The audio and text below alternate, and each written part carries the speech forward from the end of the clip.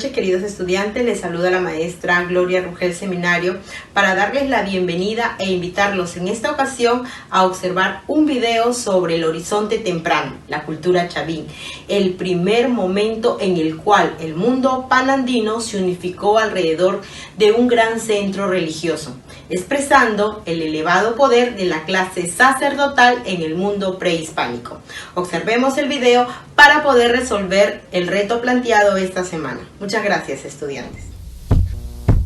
1800 años antes de nuestra era, durante la fase final del período que los arqueólogos llaman el arcaico, apareció la cerámica en la costa peruana. Su origen aún no se conoce con propiedad. De hecho, se halla cerámica bastante más antigua en el norte de Sudamérica, tanto en los actuales Colombia como en el Ecuador. La cultura Valdivia del Ecuador y la cultura Barlovento de la costa norte de Colombia tienen arcilla de antigüedad mayor a 1000 años antes de que aparezca en el antiguo Perú.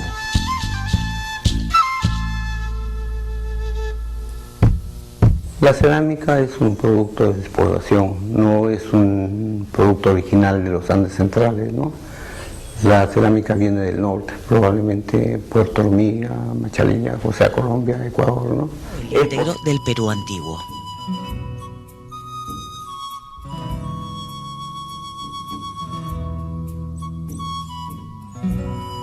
Para mí no existe algo así como una especie de horizonte que esté dominado claramente por Chavín, sino hay muchos otros centros que tienen importancia también al mismo tiempo, ¿no? Y de ahí pues esa idea de que parece que están vinculados y hay muchas cosas que hay en Chavín que aparentemente vienen de afuera.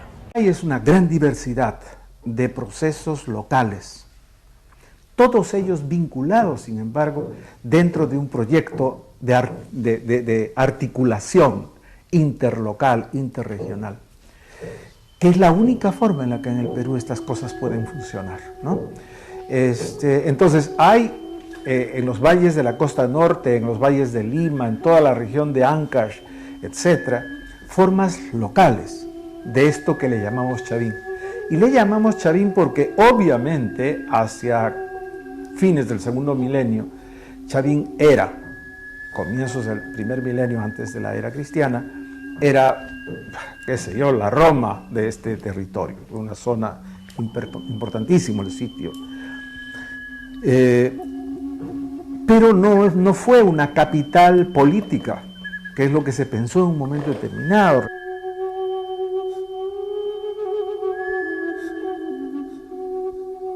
La cerámica de Ancón está fuertemente emparentada con la de Huañape, que vimos anteriormente, ninguna de las cuales presenta rasgos típicos de Chavín.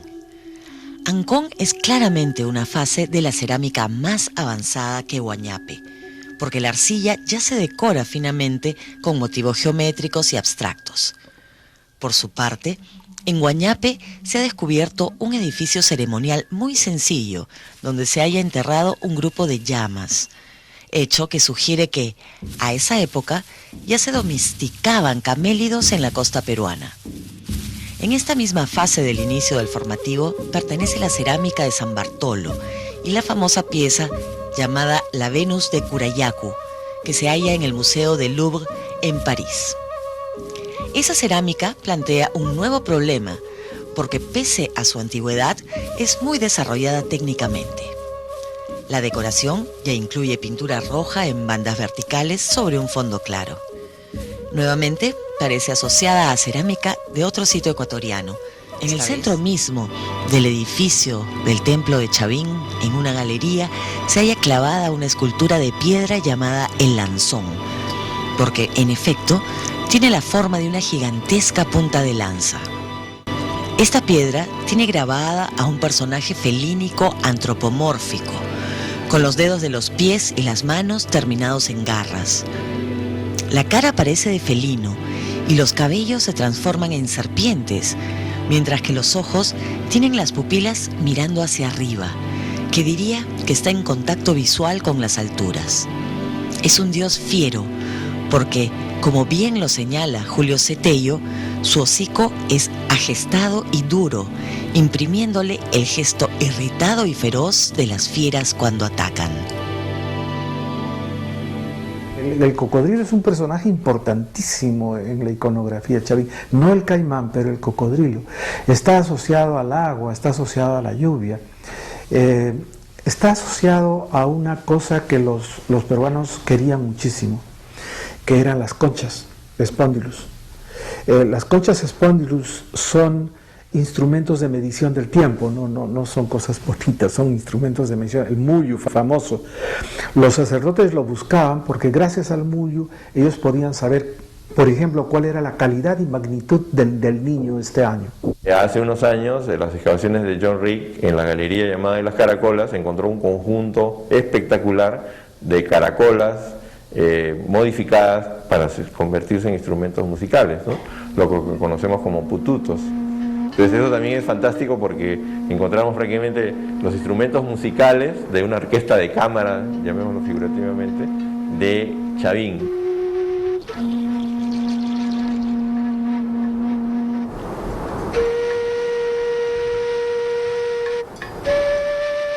En el interior del templo principal, a más de 15 metros de distancia de la luz solar, en un recinto estrecho y absolutamente oscuro, se encuentra el ídolo de Lanzón, una imagen sagrada en forma de un ser humano que saluda con la mano derecha mirando al oriente. En este recinto todo es oscuridad, hasta que 2 veces al año la luz del sol penetra por un estrecho conducto e ilumina el rostro de Lanzón por breves instantes. Presumimos que esto ocurría durante los equinoccios que se dan en marzo y septiembre. Estos días resultaban significativos para el complejo calendario andino, marcando el comienzo y el fin de las tareas agrícolas. Es la primera aparición de una figura destinada a perdurar largo tiempo en los Andes, llamada el dios de los báculos, que se supone encarna alguna forma ritualizada de la dualidad andina. Sus cabellos terminan en serpientes y están recogidos a manera de un tocado. El reputado arqueólogo norteamericano John Rowe postula que este dios es posterior a Lanzón y lo reemplazó en una fase siguiente del culto.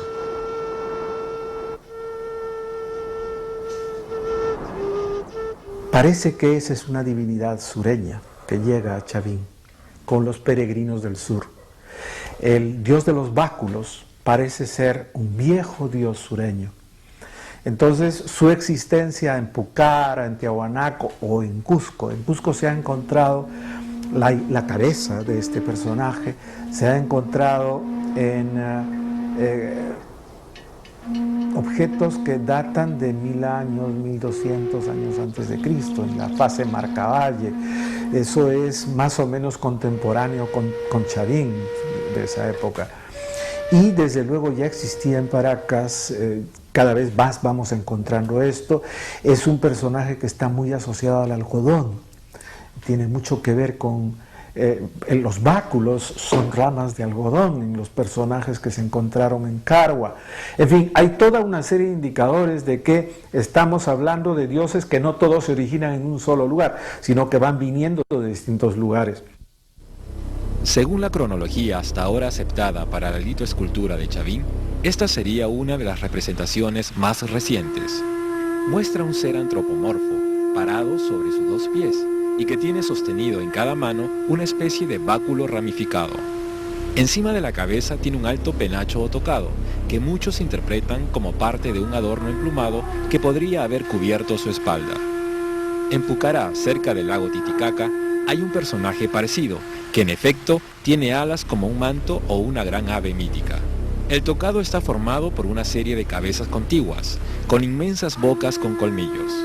De sus cabellos, de su cintura y de todas partes le salen serpientes, y los dedos de sus pies y manos terminan en garras. El obelisco Tello fue descubierto fuera del área del castillo, cerca de una gran plaza que existe al oriente del edificio y que corresponde claramente a una etapa tardía de Chavín.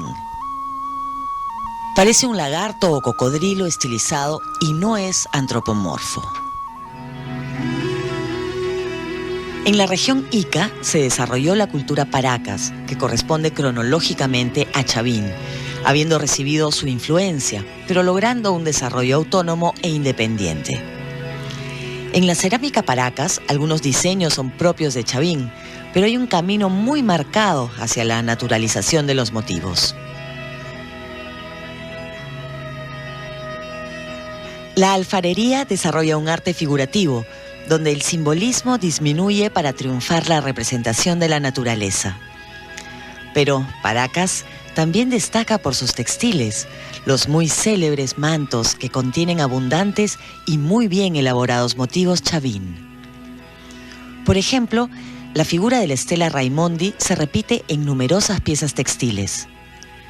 El bordado y el brocado aparecen como técnicas, se hacen también las primeras gasas y el telar se volvió un instrumento complejo que permitía muy finos acabados. Es indudable que en Ica el arte textil adquirió un nivel de excelencia superior a todo lo que había habido en el Perú hasta ese entonces. De ese modo, Paracas plantea un misterio. ¿Cuál fue su relación con Chavín? En alguna medida parece independiente y revela un desarrollo alternativo en el mismo período formativo. Pero, por otro lado, las conexiones entre ambas culturas son múltiples y evidencian una estrecha interconexión entre las áreas culturales de la época.